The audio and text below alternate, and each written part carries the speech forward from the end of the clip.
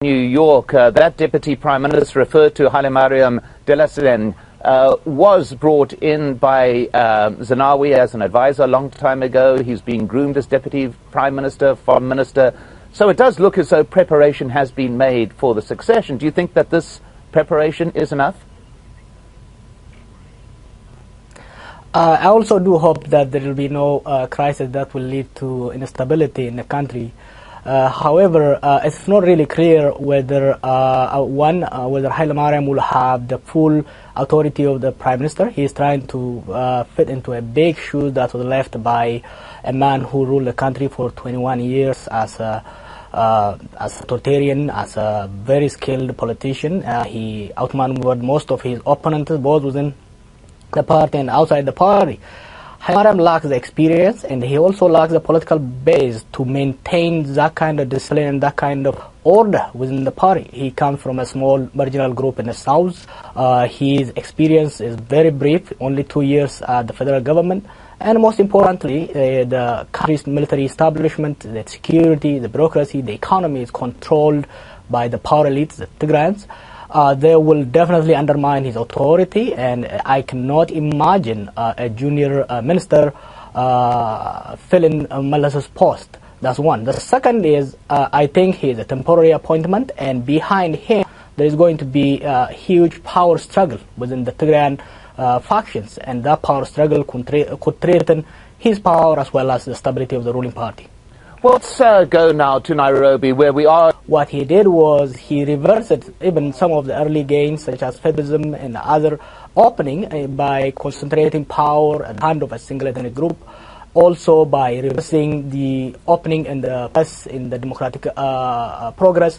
The last 5 years particularly, he moved back to the old authoritarian system, and he emerged as a clear dictator. So we are going to really, we are going to look back and see how smart and shrewd and highly skilled and popular guy in the international arena made us miss 20 years to transform this country.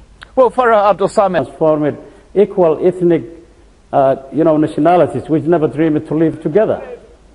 Well, Jawar Mohammed, I want to get to that point that was raised a little bit earlier, and that is the regional role that was played by Zenawi.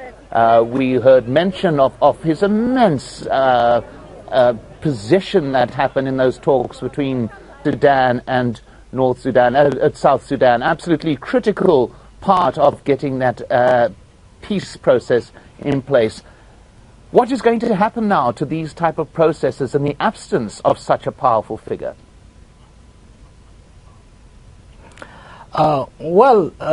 He, no doubt, he was a skilled negotiator, he was a skilled mediator, and he was doing what he was doing both in Sudan and Somalia, mostly because he was trying to prevent those countries becoming a hotbed for insurgency. However, no doubt that particularly in Sudan he played a positive role. In Somalia, he was a part of the destabilizing factor. He was financing the warlords, and later he was very much part of the instability in Somalia. Now he's out of the picture. What will happen? I think that was a problem. I think the international community invested heavily on him. The diplomacy, the achievement that was gained in the region was largely through his personal drive. There wasn't really strong institutional involvement. Most of this achievement was done because of him. Yet, the military is still strong, and the diplomatic corps seem to be strong. So if we find a good leader to replace him, we might be able to have that role. However, as long as power is not decentralized in Ethiopia, as long as there is always this exclusionist policies that keep the rest of ethnic groups outside the political power, instability in Ethiopia is very certain. We have been observing in the last 2 months, the last 10 months, a rise of Muslim movement that was protesting against the government involvement in their religion. We have highly dissatisfied and very huge unemployment of young people in the country.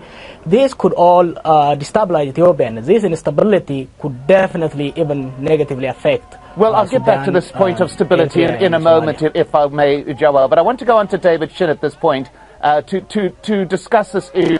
You pointed out there to a dichotomy on that particular point, though. Why should this new government and this new leader act any different in terms of democratization than the predecessor did? Is there any reason why there should now be a greater drive towards greater transparency, greater democracy as the country goes on?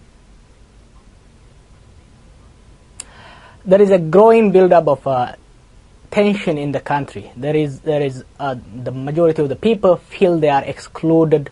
The elite feel they are excluded from the power.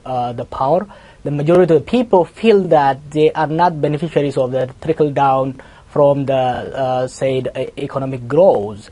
As you know, the economy has been growing, but most of this economy has been stifled by the ruling party's corporation, which has dominated the economy in every sector for the last 20 years. So there is huge economic problem right now. The living cost in urban area is unbearable. The living cost and the farmers are facing a serious problem. Therefore, there is huge unemployment problem. These people can't go out on the street.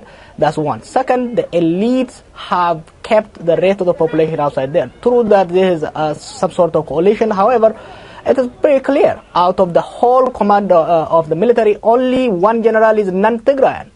This is not a sustainable system.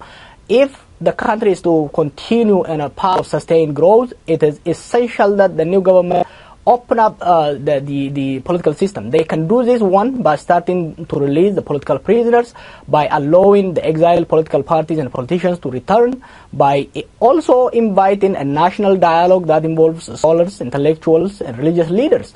Otherwise, if they continue with this policy of forcing everybody to fall under one party and to exclude the rest from the pie, I expect an implosion of conflict, popular uprising, and something that look like the Syrian situation. Well, maybe the legacy